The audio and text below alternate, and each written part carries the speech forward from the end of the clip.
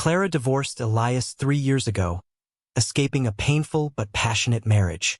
She thought she was finally free, until a single night of reckless despair left her carrying the one thing that would bind them forever. Clara stood in the sterile, overly bright doctor's office, clutching the ultrasound photo. A small, silent, but absolutely undeniable piece of evidence. Pregnant. The father was unequivocally Elias.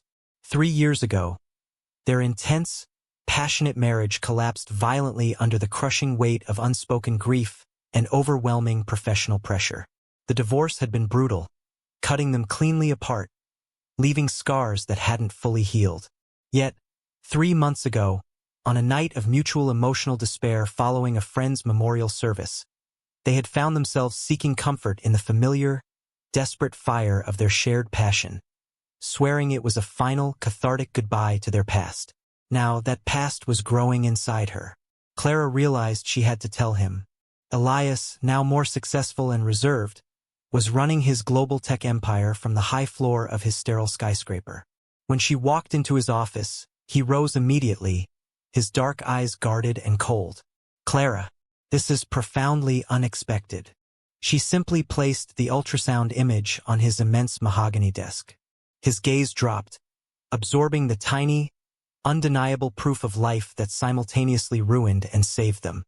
The air grew heavy, thick with the silence of accusation and the shock of their shared, unwanted future. The silence stretched, heavy with accusation and mounting shock. Elias picked up the photo, his hands visibly trembling beneath his corporate composure, his CEO mask fractured by profound disbelief. "It's ours?" he whispered, his voice barely audible. Clara nodded, her own heart hammering. "I didn't plan it. I need you to believe that." His initial shock quickly solidified into possessive, cold determination. "We are fixing this, Clara. Immediately. You will move into the penthouse tonight. Our marriage ended because we failed to communicate, but I will not fail this child, and I will not let our child grow up in the chaos of separation."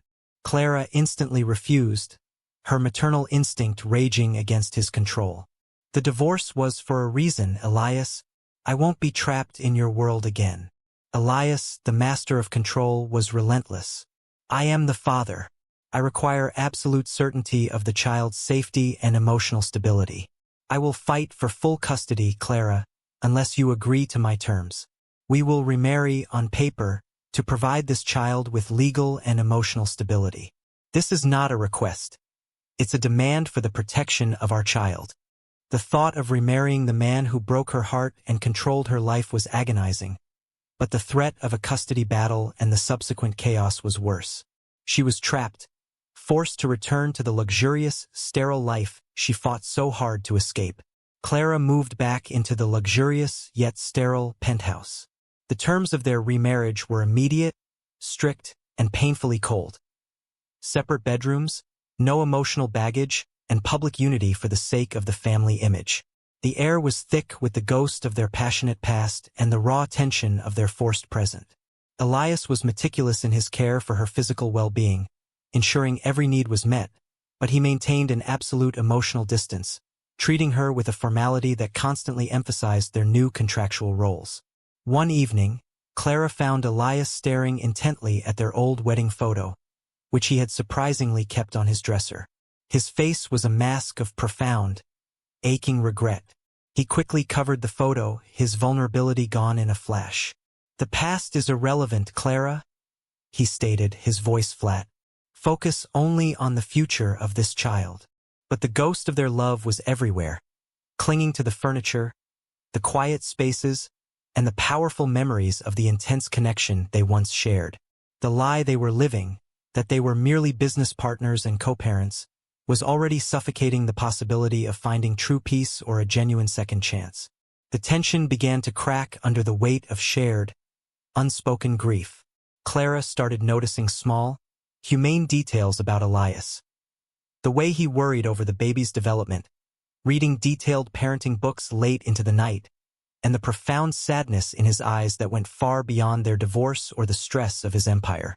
One evening, while organizing the nursery, Clara stumbled upon a hidden box of old documents. adoption papers they had filed during their first marriage, years ago, when they were desperately trying to start a family. She realized the devastating, tragic truth. Their divorce wasn't due to lack of love, but to the crushing pain and unspoken conflict after they had suffered a devastating, late-term miscarriage. A loss they had never processed together. They had silently blamed each other and fled the shared grief. When Elias walked in, seeing the papers and the raw realization on her face, his cold composure finally shattered. "We failed her," he choked out, his voice raw with years of suppressed pain. "I couldn't talk about it, and you couldn't forgive me for being weak." The shared pain was a devastating, emotional bridge, finally replacing years of cold resentment with profound, mutual sorrow and understanding. The devastating revelation of their shared grief dissolved the cold rules of their contract entirely. Clara saw the man who had suffered alone, and Elias saw the woman who had carried the silent burden of their loss. They sat together in the sterile nursery, now transformed into a sacred space, talking for hours, finally dissecting the agony that had destroyed their first chance. They confessed their mutual blame, their fear of failing again, and the profound, enduring love they had never managed to sever. Elias took her hand, his eyes filled with unshed tears. "I loved you then, Clara, and I never stopped. I swear. Running away and getting the divorce was the biggest mistake of my life." Clara leaned into his touch, realizing that she loved him too. The forgiveness was absolute, immediate, and unconditional, a cleansing of 3 years of pain. Elias pulled her into a fierce, tender embrace, the hug a desperate confirmation of their reunion. Their forced proximity, meant to be a punishment for their past mistakes, had unexpectedly become their salvation, forcing them to confront the truth they had always run from. The emotional breakthrough was immediately followed by a desperate, intense, physical reaffirmation of their bond. They moved from the silent nursery to the master suite, shedding the clothes and the heavy burdens of 3 years of separation and misunderstanding. The intimacy that followed was fierce, tender, and intensely possessive, a beautiful, spiritual reclaiming of a love that had been lost to pain and silence. This was not a contract, and it was not a mistake. It was an act of sacred reunion and absolute commitment. Elias was worshipful, gentle, and utterly devoted, whispering apologies and reassurances against her skin, making up for every second lost. Clara surrendered completely, realizing that she had been fighting fate and her own pain, not Elias. In the quiet aftermath, Elias cradled her, his hand resting protectively over her growing belly. "We are a family, Clara. No more lies, no more running. Just us and our child, forever building our life on honesty." Their fragile reunion was immediately threatened by the outside world.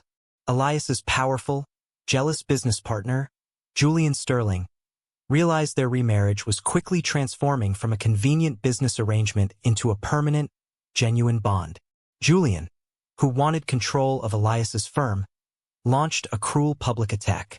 He leaked information about their past miscarriage, twisting the tragedy to paint Elias as emotionally unstable and unfit to run the company.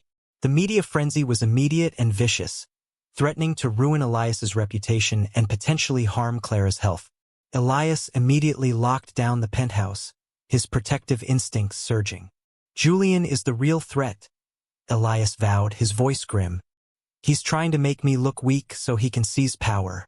He knows exactly where to strike." He looked at Clara, his eyes filled with determined love. "We have to fight this together, Clara. We use the truth because now it is our strongest defense." The shared danger solidified their alliance into an unbreakable unit. Clara, fueled by protective love, refused to hide the shame of their past loss. She devised a bold plan rooted in absolute honesty and media control.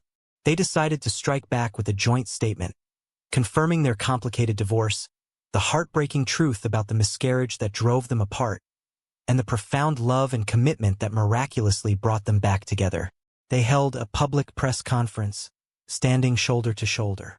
Elias confessed his past emotional failures and his cowardice. Then, Clara spoke, her voice ringing with powerful conviction. "We are flawed, yes, We suffered loss. But our child is being born into a home built on truth, forgiveness, and unconditional love. We are stronger now than we ever were. The public honesty disarmed the media and Julian's malicious narrative, turning tragedy into a testament of love.